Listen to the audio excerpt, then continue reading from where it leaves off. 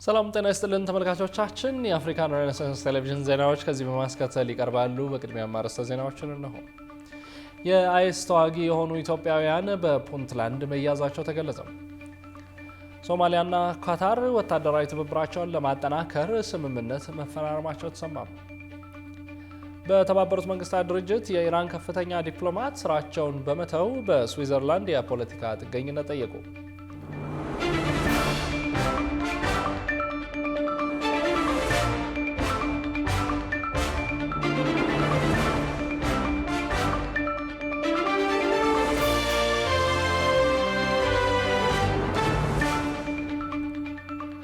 ወደ ተመልካቾቻችን በእያላችሁበት የዓለም ጥግ ሰላምታችን ይድረስ። ይህ የአፍሪካን ሬኔሳንስ ቴሌቪዥን የዜና ሰዓት ነው። የተመራረጡ ዜናዎቻችንን ወደ እናንተ እናደርሳለን።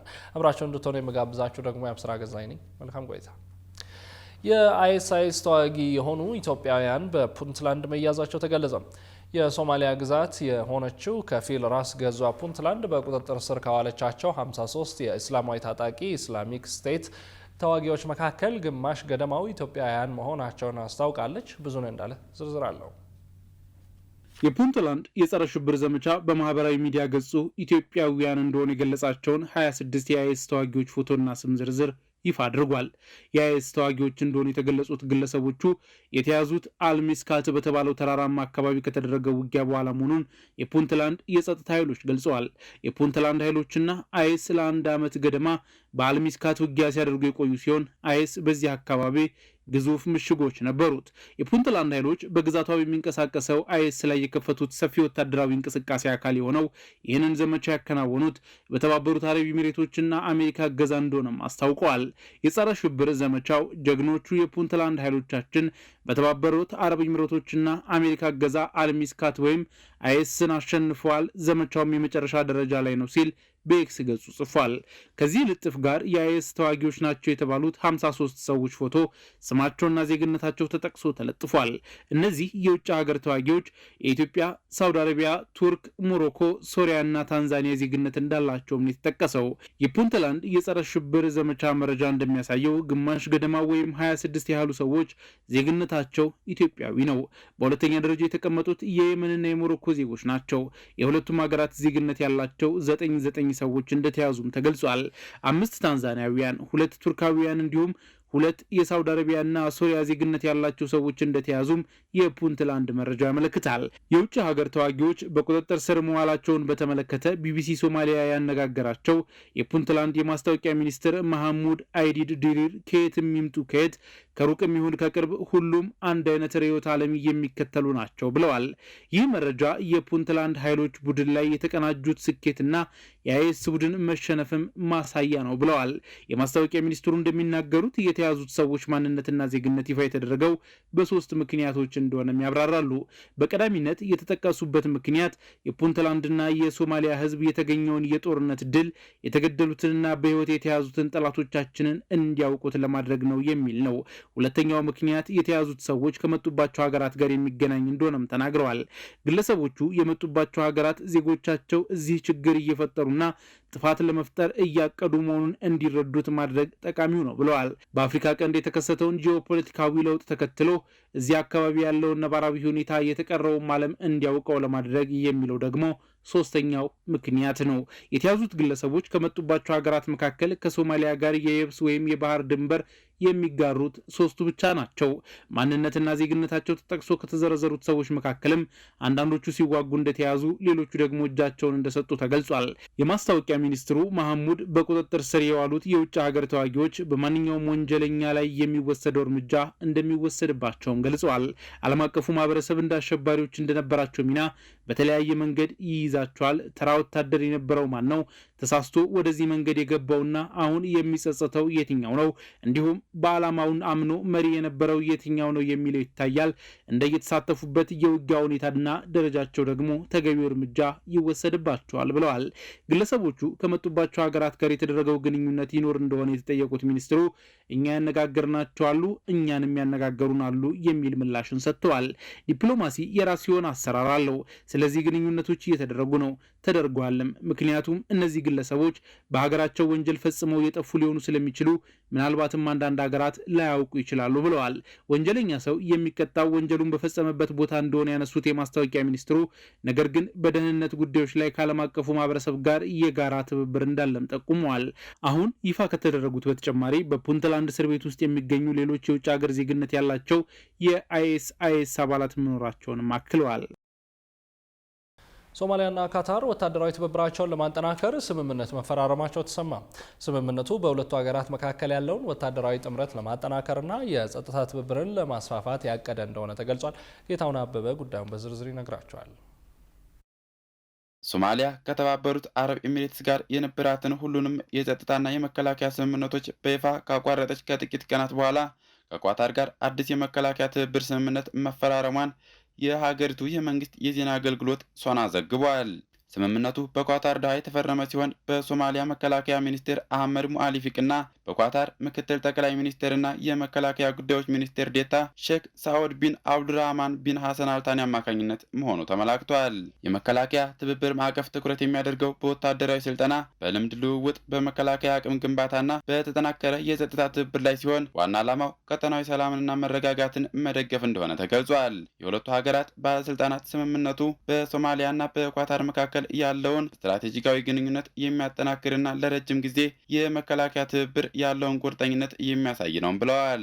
ይህ ስምምነት የተፈረመው የሶማሊያ የሚኒስትሮች ምክር ቤት ከተባበሩት አረብ ኤሚሬትስ ጋር የነበሩትን ሁሉንም የሁለትዮሽ የጸጥታና የመከላከያ ስምምነቶችና መግባቢያዎች ማቋረጡን ካስታወቀ ከጥቂት ጊዜ በኋላ ሲሆን ሶማሊያ ከሳውዲ አረቢያ፣ ከቱርክ ከግብጽና ከሌሎች ሀገራት ጋር ያላትን ግንኙነት እያጠናከረች ትገኛለች። ካቢኔው ባሳለፈው ውሳኔ እርምጃ የተወሰደው የሶማሊያ ፌዴራላዊ ሪፐብሊክ የግዛት አንድነትና ህገ መንግስታዊ ስርዓትን ለመጠበቅ ሲባል መሆኑን ገልጾ ከዚህ ቀደም ከኤሚሬትስ ጋር የነበሩ ስምምነቶች በሙሉ ዋጋ ቢስ መሆናቸውን አውጇል። ይህ እርምጃ የተባበሩት አረብ ኤሚሬትስ ከሶማሊያ ወታደሮቿን እያስወጣች ነው ከሚሉ ዘገባዎች ጋር የተጣጣመ ነው የተባለ ሲሆን ሚድል ኢስት አይ ሶማሊያ ስምምነቶቹን ለማቋረጥ ከወሰነች በኋላ ኤሚሬትስ በቦሳሶና በሌሎች አካባቢዎች ከሚገኙ የጦር ሰፈሮች አባላቶቿንና ወታደራዊ ቁሳቁሶችን ማስወጣት ጀምራለች በማለት ዘግቧል።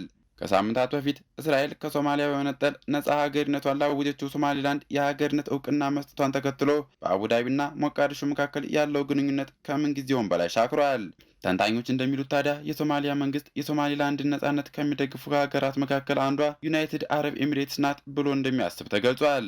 ሚድል ኢስት አይ ይህንን ለውጥ በቀይ ባህር አካባቢ ካለው እየናረ ከመጣው ውጥረትና ከሳውዲና ከኤሚሬትስ የቀጠናዊ የበላይነት ፉክክር ጋር አያይዞታል። በተባበሩት መንግስታት ድርጅት የኢራን ከፍተኛ ዲፕሎማት ስራቸውን በመተው በስዊዘርላንድ የፖለቲካ ጥገኝነት ጠየቁ። በሌላ ዜና የአሜሪካ ከዓለም አቀፍ ሕግ የበለጠ ጉልበት እንዳላት ታምናለች ሲሉ የተባበሩት መንግስታት ድርጅት ዋና ጸሐፊ አንቶኒዮ ጉቴሬስ ተናግረዋል። የውጭ ትንታኔና ዓለም አቀፍ ጉዳዮች ዘጋቢያችን ቃል ኪዳን ይጽና ጉዳዩን በዝርዝር ተመልክቶታል። The sources said, speaking on condition of anonymity due to the sensitivity of the matter. ኢራን በኢኮኖሚያ የሚሆን ሌሎች ምክንያቶች ለሚቀሰቀሱ ተቃውሞዎች እንግዳ አይደለችም። ከ3 ዓመታት ገደማ በፊት ማሻ አማኒ የተባለች የ22 ዓመት ወጣት በፖሊስ ቁጥጥር ስር ሳለች ሕይወቱ አልፎ አገር አቀፍ ተቃውሞ ከተቀሰቀሰ በኋላ በጸጥታ ኃይሎች እርምጃ በቁጥጥር ስር ቢውልም የዜጎች ቁጣ ውስጥ ውስጡን ሲንተከተክ ቆይቷል። የኢራን እስላማዊ መንግስት በተደጋጋሚ ተቃውሞ ሲቀሰቀስበት የቆየና ሁሉንም ግን በኃይል በመጨፍለቅ የቀጠለ መሆኑ የሚታወቅ ቢሆን የአሁኑ ግን በተለየ ጊዜና ሰዓት እንደተከሰተ ነው የሚነገረው። ኢራን ከእስራኤል ጋር ለ12 ቀናት በጦርነት ውስጥ የነበረችበትና በአሜሪካም በቦምብ የተደበደበችበት ጊዜ መሆኑ እንደ ሂዝቦላ የመሳሰሉ አጋሮቿ የተዳከሙበትና የመንግስታቱ ድርጅትም ዳግም ማዕቀብ የጣለባት ጊዜ መሆኑ በተጨማሪም ፕሬዚዳንት ትራምፕ ጣልቃ እንደሚገቡ መዛታቸው የመንግስትና ተቃዋሚዎቹን ፍጥጫና ግብግብ የተለየ አድርጎታል ነው የሚባለው። ይባስ ብሎም ዘጄሩሳሌም ፖስት ይዞት በወጣው አዲስ ዘገባ በተባበሩት መንግስታት ድርጅት የኢራን ከፍተኛ ዲፕሎማት የሆኑት አሊሬዛ ጄራኒ ሆክማባድ ስራቸውን በመተው በስዊዘርላንድ ጄኔቭ የፖለቲካ ጥገኝነት ጠይቀዋል።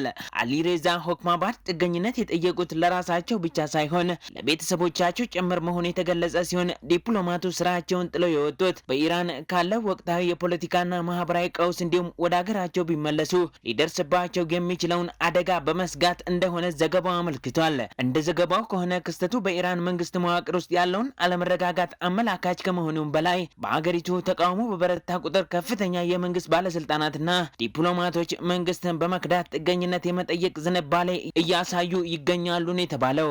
የኢራን መንግስት ኢንተርኔት በመዝጋትና በኃይል ተቃውሞውን ለመጨፍለቅ የሚያደርገው ጥረት ዜጎች አገራቸውን ጥለው እንዲወጡ እያደረገ መሆኑም የተነገረ ሲሆን ቁጥራቸው ከፍተኛ የሆኑ የኢራን ዜጎች በቱርክ በኩል ወደ አውሮፓ ሀገራት ለመሰደድ ድንበር እያቋረጡ እንደሚገኙ ነው ከስፍራው እየወጡ ያሉ መረጃዎች የሚያመለክቱት። ይህም ሳያንስ ፕሬዚዳንት ዶናልድ ትራምፕ በኢራን ውስጥ እየተካሄደ ያለውን ተቃውሞ በመደገፍ የሚረዳችሁ ኃይል እየመጣ ነው በማለት ሰልፈኞች ተቃውሟቸውን እንዲቀጥሉ ማበረታታታቸው የኢራን ባለስልጣናትን ይበልጥ ስጋት ውስጥ መጣሉ የአደባባይ ሚስጥር ሲሆን በዓለም መድረክ የቴህራን መተማመኛ ወኪል የነበሩ አንድ ከፍተኛ ዲፕሎማት እንዲህ ባለ ወሳኝ ሰዓት ጥገኝነት መጠየቃቸው የኢራንን መንግስት በዓለም አቀፍ ደረጃ ያለውን ተቀባይነት ይበልጥ የሚሸረሽርና የውስጥ መከፋፈልን የሚያቀጣጥል እንዳይሆን ስጋት አጭሯል።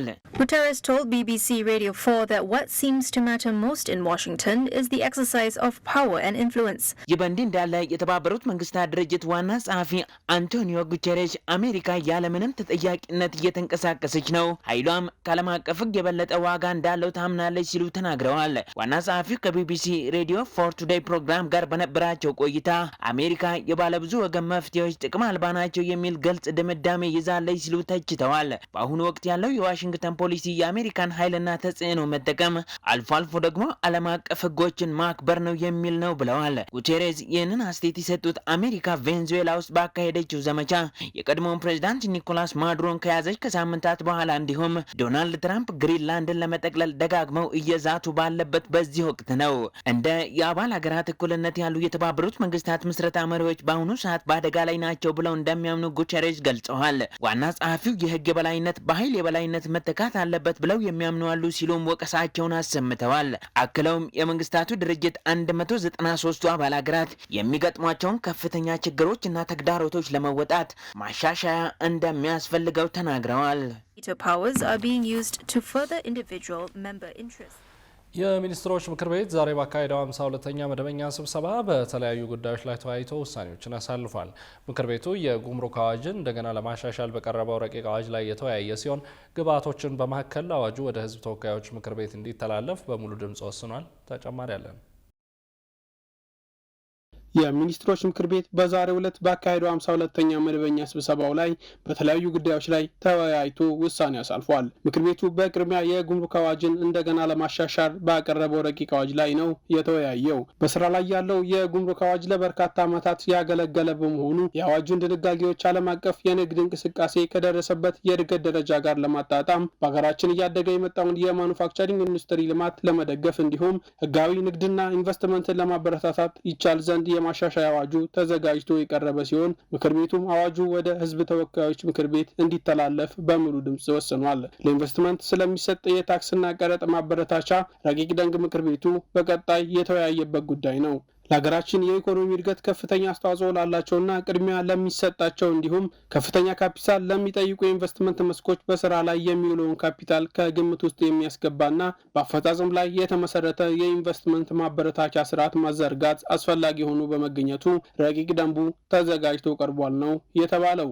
ምክር ቤቱ ደንቡ በፌዴራል ነጋሪት ጋዜጣ ታትሞ ከወጣበት ቀን ጀምሮ ተግባራዊ እንዲደረግ በሙሉ ድምጽ የወሰነ ሲሆን በመጨረሻም ምክር ቤቱ የተወያየው የኢንተርፕረነርሺፕ ልማት ረቂቅ ፖሊሲ ላይ ነው።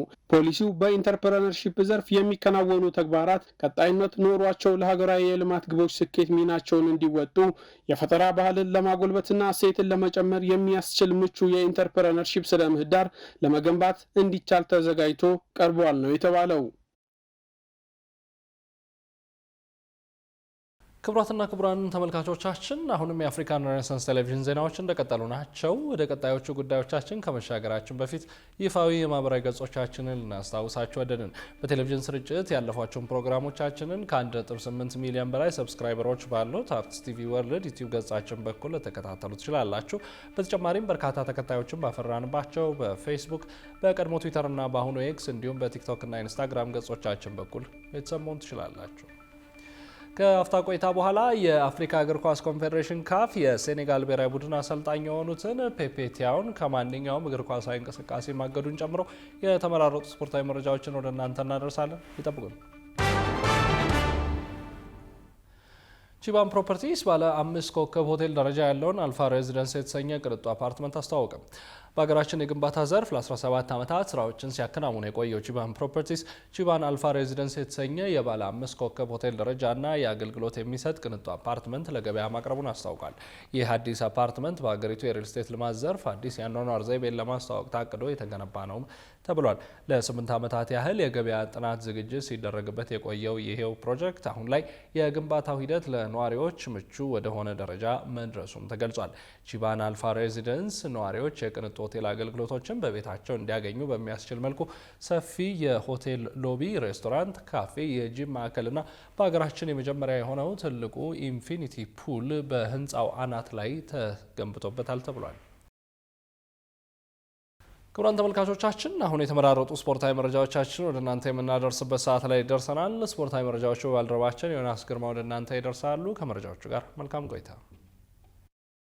ከአፍሪካ ሪኔሳንስ ቴሌቪዥን የሰዓቱን ስፖርታዊ መረጃዎች ይዘን መተናል። መረጃዎቻችንን ከሀገር ውስጥ እናስቀድማለን። 16ኛ ሳምንቱ ላይ በደረሰው የኢትዮጵያ ፕሪሚየር ሊግ በዛሬው ዕለት በአዲስ አበባ ስቴዲየም እንዲደረግለት መርሃ ግብር የተያዘለት ጨዋታ በበዓል ምክንያት ሲዘዋወር በነገው ዕለት ሐዋሳ ከተማ ከኔጌሌ አርሲ የሚያደርጉት ጨዋታ ከወዲሁ ተጠባቂ ሆኗል። 15ኛ ሳምንቱን አገባዶ በዛሬው ዕለት የ16ኛ ሳምንት ጨዋታዎችን የጀመረው የሲቢ የኢትዮጵያ ፕሪሚየር ሊግ በመጀመሪያው ዕለት አዲስ አበባ ስቴዲየም እንዲደረግ መርሃ ግብር የወጣለት የፋሲል ከነማና የሃዲያ ሆሳዕና ብቸኛ ጨዋታ ከበዓል ጋር ተያይዞ በቀረበ ግምገማ እንደተራዘመና የውድድር አዘጋጅ ኮሚቴ የሁለቱ ቡድኖች ጨዋታ በቀጣይም በተስተካካይ መርሃ ግብር እንደሚካሄድ ገልጿል። ነገ የሚደረጉ ጨዋታዎች እንደተጠበቁ ሲሆን በተለይ በአዳማ ሳይንስና ቴክኖሎጂ ስቴዲየም ምሽት 12 ሰዓት ላይ ከሊጉ መሪዎች ተርታ የተቀመጡት ሐዋሳ ከተማና አዲስ አዳጊዎቹ ነጌሌ አርሲዎች እርስ በርስ የሚገናኙበት ጨዋታ ከወዲሁ ተጠባቂ ሆኗል። በ15ኛ ሳምንት ጨዋታ ወላይታ ዲቻን የገጠሙት ኔጌሌ አርሲዎች በጭማሪ ደቂቃ በተቆጠረባቸው የፍጹም ቅጣት ምት ግብ ነጥብ ለመጣል ተገደው ነበር።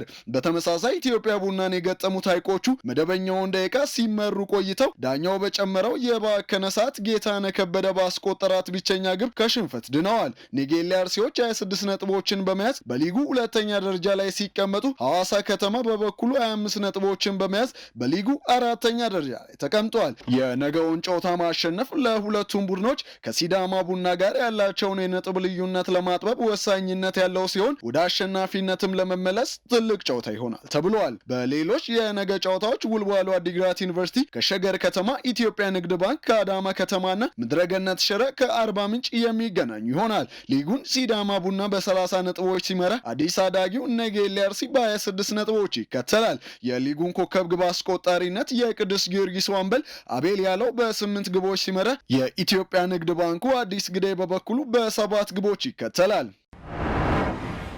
ካፍ የሴኔጋል ብሔራዊ ቡድን አሰልጣኝን ከስራው አገደ።